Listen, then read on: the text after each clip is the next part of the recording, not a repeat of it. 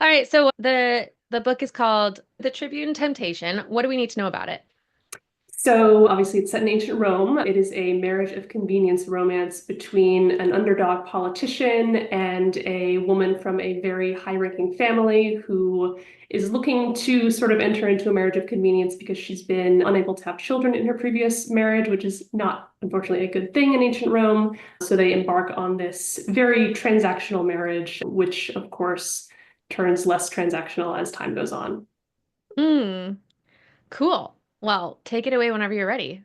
Yes, so the excerpt that I'm going to be reading is from relatively early on in the book. It's when they are negotiating their sort of the terms of their marriage of convenience. So Crispina, the female protagonist, has said that in order to agree, she wants a tour of his house and to meet his mother. So that's in progress when we pick up in this scene. Okay. Crispina glanced around the room. It was neat and tidy, with few personal effects visible. Her gaze landed on the big bed and her cheeks heated. That was the bed she'd share with her husband, if she agreed to this. But there was no reason for blushing. Aelius already knew she couldn't conceive, so they could have no reason for any sort of activities that would make her blush. A moment later, the cause of her blushes poked his head around the half-open door. Crispina tensed, feeling as if she'd been caught somewhere she shouldn't be. He nodded to her and kissed his mother on the cheek. I see a tour is in progress. Are you finding the house to your satisfaction? It's smaller than what I'm used to, but I imagine the reduced size makes the household easier to manage. The comment came out sounding more cutting than she intended. She winced, glancing at Gaia to see if she'd offended. Crispina has already suggested many improvements, Gaia said smoothly. Our house shall be the most fashionable on the block by the time she's done. Then she moved toward the door. Let me ask the kitchen to prepare some refreshments for us. She disappeared, leaving Crispina and Aelius alone. Alone in a bedroom with a man she barely knew. Her mother would choke if she ever found out about this. The thought made her feel strangely brave. Your mother is quite lovely, she admitted. Aelius smiled with only a trace of smugness. So, now that you've been assured that my mother is not a bloodthirsty harpy, may I speak to your father? Crispina allowed her gaze to wander over him. Was she ready for this man to become her husband? Even marriage to an unpleasant husband could not be worse than her life now, trapped in limbo between being a maiden and a wife, an empty, lonely future stretching before her. She drew in a steadying breath. I have a few conditions. As do I. She doubted his conditions would be the same as hers. You go first. As we have discussed, you will have complete freedom to go where you wish, see whom you wish, do what you wish. I will make no demands on your time except for accompanying me to the occasional dinner party. No more than once a week, Crispina stipulated.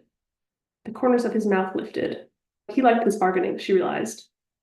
Thrice a week during the height of my campaign, which shall be defined as the 3-week period between when the magistrate officially announces the election and the day the voting takes place. Aelius nodded. Agreed. And there is a customary banquet thrown by election winners the day after the election. Crispina dipped her head. Yes.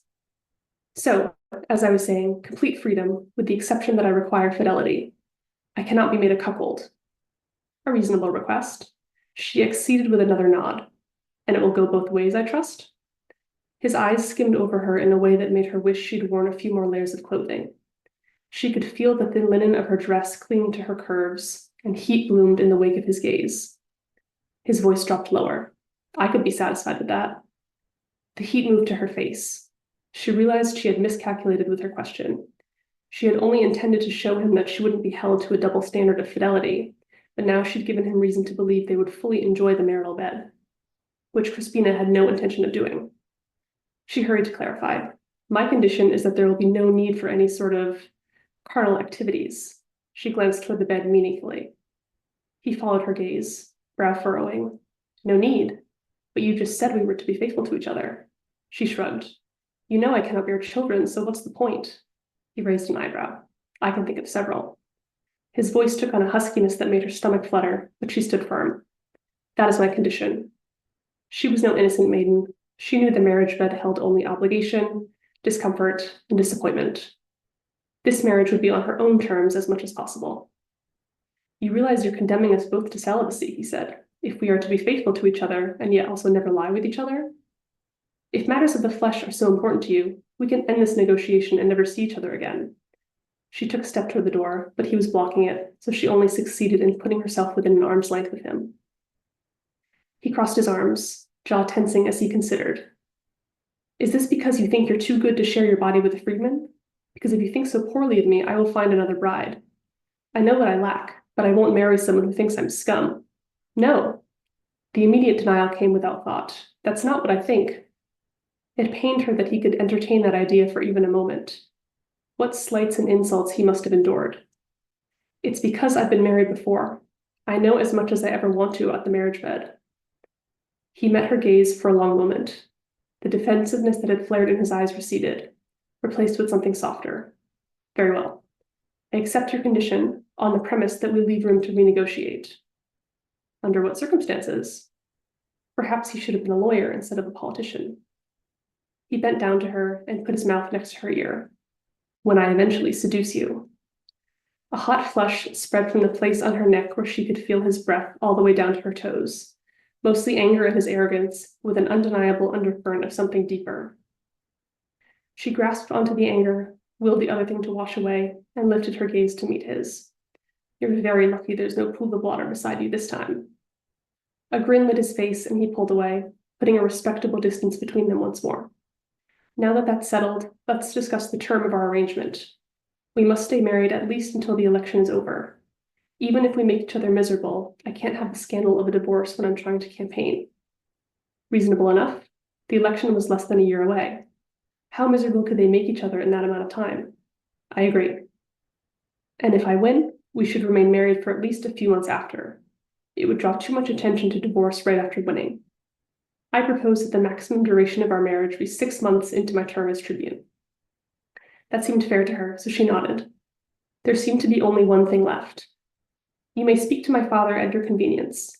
He's usually at home in the mornings on days when the Senate is not in session. His face remained neutral, but she detected a light of triumph in his eyes. I'll call on him on the earliest opportunity. Now, some refreshment? He stood back from the door and held it open for her. She swept past him and left the bedroom.